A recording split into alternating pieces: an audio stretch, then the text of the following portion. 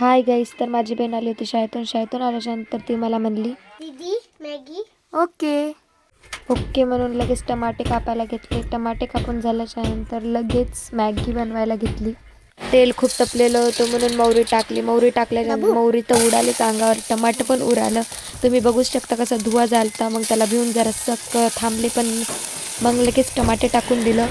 टमाटर जरासं फ्राय होऊ दिलं. मग टाकली चटणी जरा कमी वाटली म्हणून परत चटणी टाकली. मग टाकली हळद झाल्याच्यानंतर टाकला मसाला, मग टाकलं मीठ, मग टाकलं जरासं पाणी. जरासं फ्राय केलं.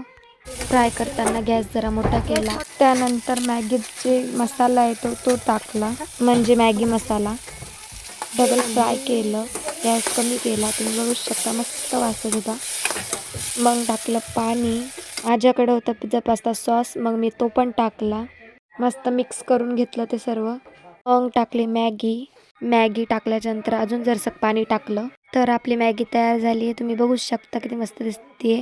वरून मी टाकलं मोझरेला चीज. आपली झाली आहे मॅगी तयार.